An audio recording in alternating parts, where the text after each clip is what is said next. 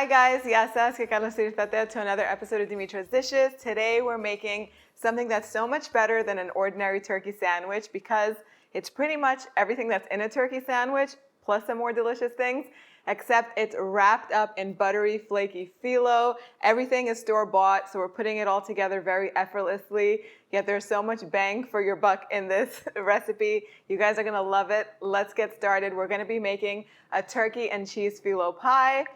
In Greece, they make a ham version of this called zabonotiropita. I don't eat ham. No one in the house eats ham, so I'm doing the turkey version. It's going to be way better and so yummy. Let's get started. So we're going to start off with a pound of thawed out phyllo. This brand in particular cuts the phyllo into 2 equal portions, ½ pound each. You can use the regular phyllo that comes in 1 long roll. It doesn't matter. And this is the number 4 phyllo, the one that's used for making baklava. They're very thin layers. But you can definitely use the country style phyllo, the thicker one for this. It would probably be tastier. So I have a pan that's lined with parchment paper, and I'm going to use half of the phyllo to line the bottom of the pan and the other half to line the top of the pie. So I'm going to take about 2 sheets at a time. And I'm going to drizzle some melted butter. This is melted salted butter. This is 1½ sticks. It's about 6 ounces. And if the sheets stick together, do not worry about it.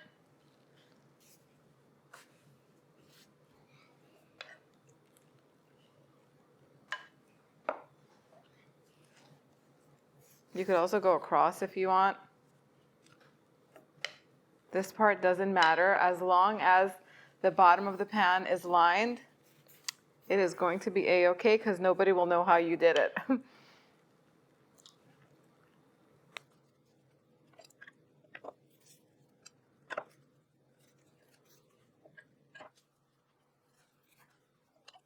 So the top layer is not going to get any butter because we're going to spread some mustard on top. This is regular mustard. I do prefer Dijon mustard, which is a little bit spicy. And if you have one that's a little bit grainier, that has some texture, that is even better. Just a nice thin layer. And carefully spread it without moving the phyllo around too much. That looks good. Now I have some turkey slices. I do prefer smoked turkey, but this is all that I had. This is all that I found at the market. Now, you can use pasturma. Pasturma is way more flavorful than this. So if you have it, you could use that. But I tend to have turkey slices in the house because it's something that the kids can just quickly, put together a sandwich without me having to stop everything that I'm doing. So you're just basically lining the bottom. You need about 10 slices, 10, 11 slices. Just like that. Then I have some feta cheese. You need about 4 ounces. Make sure you buy block feta and you can crumble it yourself and just crumble it all over the top of the turkey slices.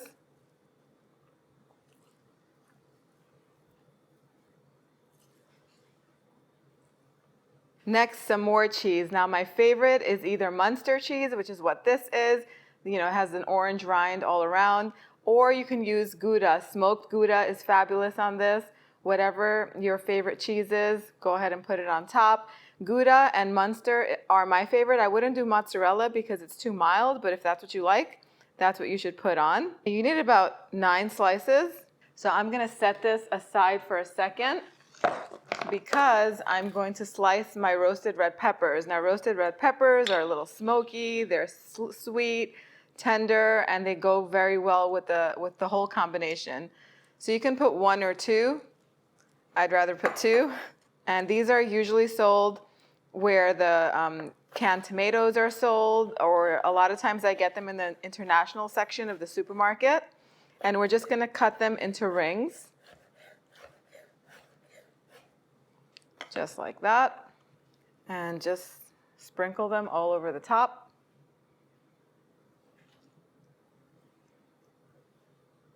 So if you want to saute some leeks, you could put some leeks on here.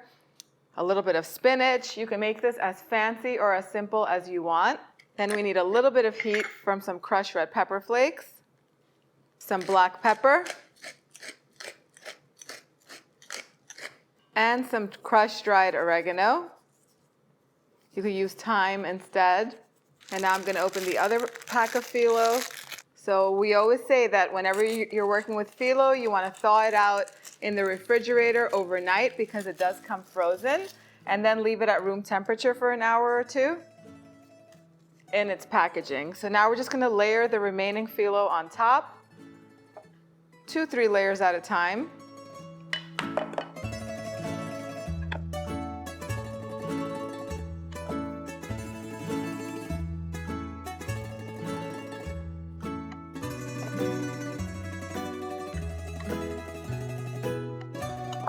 So the final layer, I like to leave it just like this, horizontal.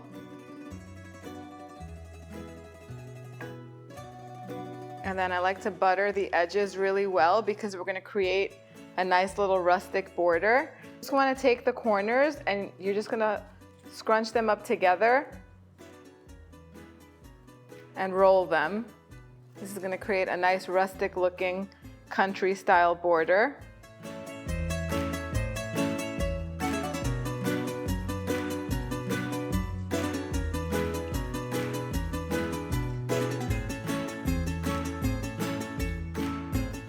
How simple is that? Now, if you don't have a baking tray like this, you can just do this in a 9 by 13 inch baking dish, and then you wouldn't even need to make the border. You could just tuck in all of the sides and the corners. Now we want to really go in with the butter and just butter up the crust because it ends up having the least amount of butter while you're drizzling the butter on the layers. And you want it to get nice and golden and crisp. So when you do that, you can just go back in and tuck it if it's coming apart.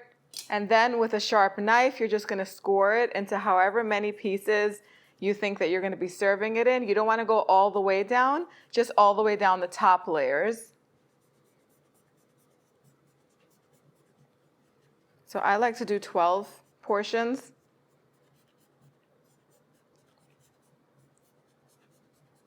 There we go. And then all of the remaining butter is going to get brushed and poured on top.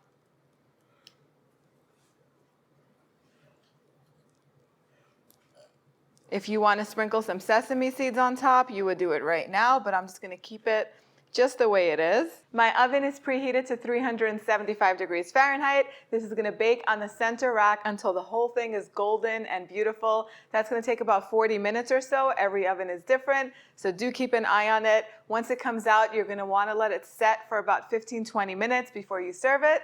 And that's it. Just like that, the pie is going to be ready. So it took 40 minutes for the pie to bake. Look at how beautiful and golden it is. It should also be very crispy.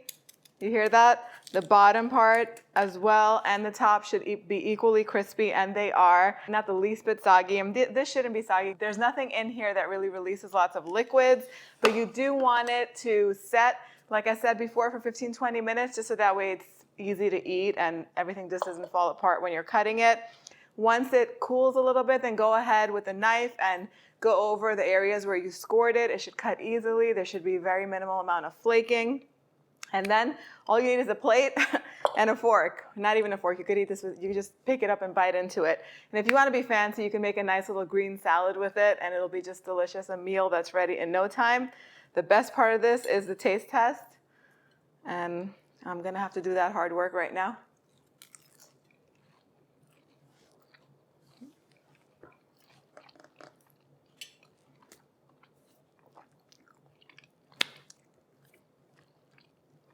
In Greek, we say po, po, po. Basically, that means wow. That combination of the mustard, the cheese, the turkey, the flaky, buttery, crisp phyllo is better than any turkey sandwich that you will ever put in your mouth. Comes together in no time. Literally, kids can help you put this together. I would definitely make an extra one, and before baking it, pop that baby in the freezer to have it on hand if you're invited to a barbecue or a nice summer dinner party. Bring this along and you will make the hostess very, very happy. The exact measurements are on the website, dimitrasdishes.com. Head on over there to print it. The link is down below if you're watching on YouTube, up above if you're watching on Facebook. Thank you guys so much for spending time with me today. I'll see you all next time. Yes, us.